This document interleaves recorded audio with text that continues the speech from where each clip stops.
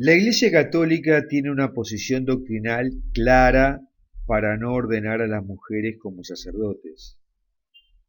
Y no se trata de sexismo o misoginia, ni tampoco de un atavismo que proviene de las normas culturales de Medio Oriente en el primer siglo, que fue donde se creó el cristianismo, sino que se trata del papel que Dios asignó a cada sexo desde el inicio de la creación y después de su renovación con la venida de Cristo. Se trata de la función que dio a cada sexo desde que lo creó. Alrededor de Israel en la época judaica y en la época de Jesús había religiones que tenían sacerdotisas, pero ni los judíos ni Jesús plantearon ordenar mujeres para que sacerdote. Sin embargo, para el cristianismo los hombres y las mujeres son iguales a los ojos de Dios, al punto que el cristianismo significó una revolución en la reivindicación de las mujeres, las cuales estaban absolutamente sojuzgadas en el Imperio Romano, de la misma forma que estaban sojuzgadas económica, social y culturalmente en las culturas alrededor de Israel, por más que hubiera sacerdotisas, en su religión.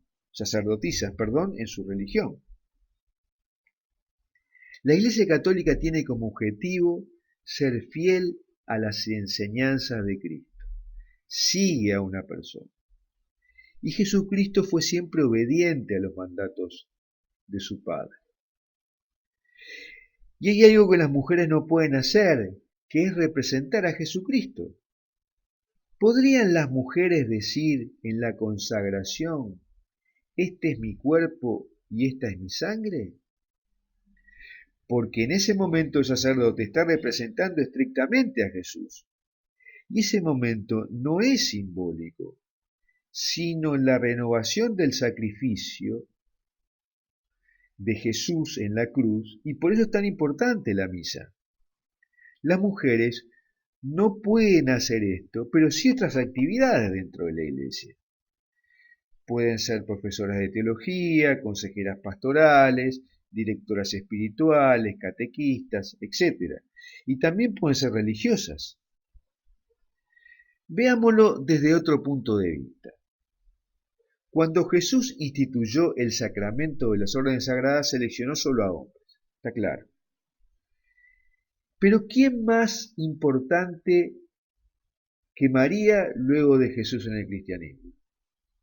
Sin embargo, María no fue ordenada por Jesucristo como sacerdote.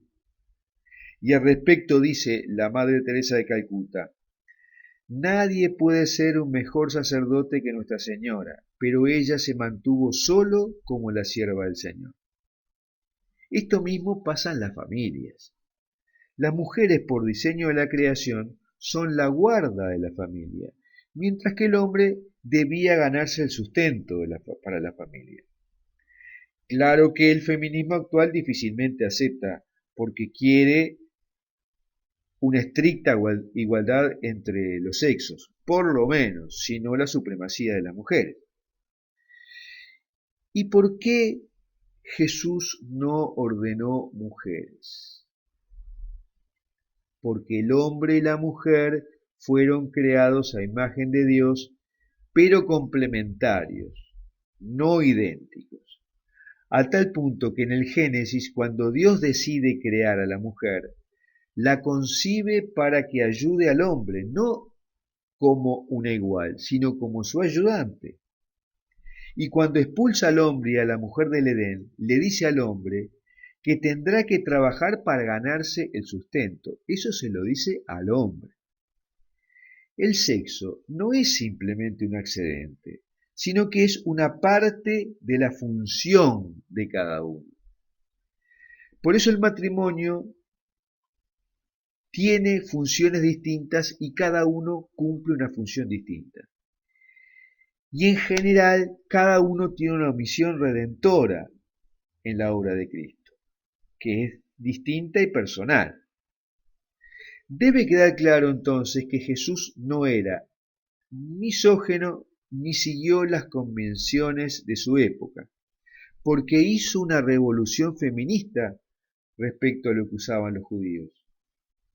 Jesús empoderó a las mujeres, porque sanó a una mujer en el día de reposo, habló con una mujer samaritana en el pozo de agua, aceptó a María Magdalena como discípula, la liberó de ser apedreada a la mujer sorprendida de adulterio.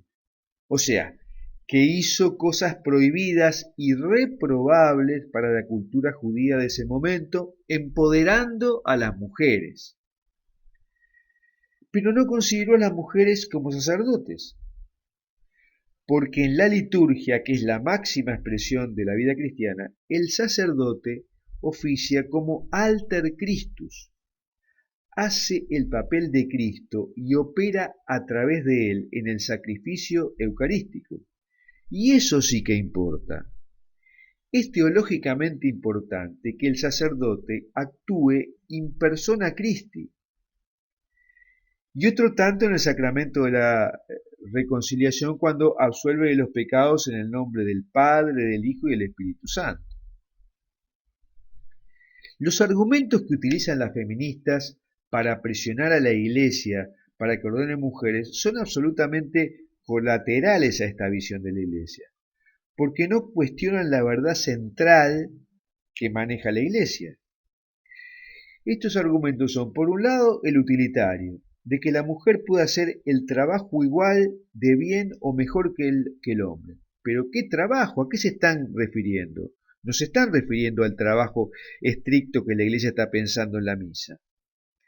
También utilizan el argumento sentimental que aboga que una persona en particular que es tan buena, tan amorosa y eficiente debería darse la oportunidad del sacerdocio. Pero el sacerdocio no es eso.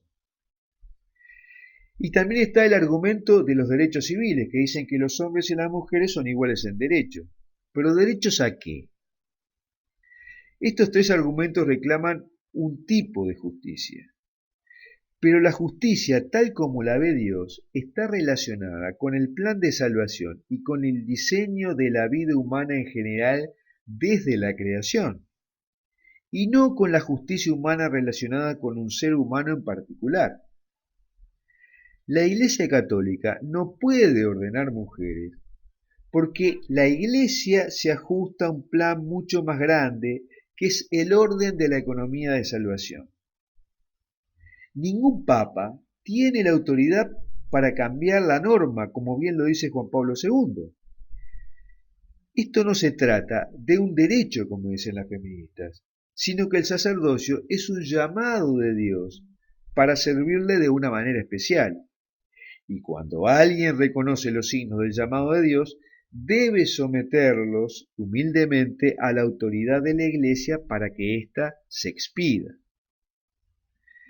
En definitiva, la imposibilidad de ordenación de las mujeres como sacerdotes es consecuencia del rol distinto que Dios asignó a cada sexo desde la creación y del plan de Dios para la redención a través de Jesucristo. Si esto se viola, se estará violando el designio de Dios para cada sexo. ¿Ustedes creen que esto es una cosa cerrada, como dicen la absoluta mayoría de los teólogos, o que el feminismo logrará que se ordenen mujeres en el futuro? Me gustaría conocer tu opinión. Puedes escribirla abajo en los comentarios e incluso si tienes alguna pregunta también puedes ponerla ahí. Y si te gustó este artículo, por favor, danos un like.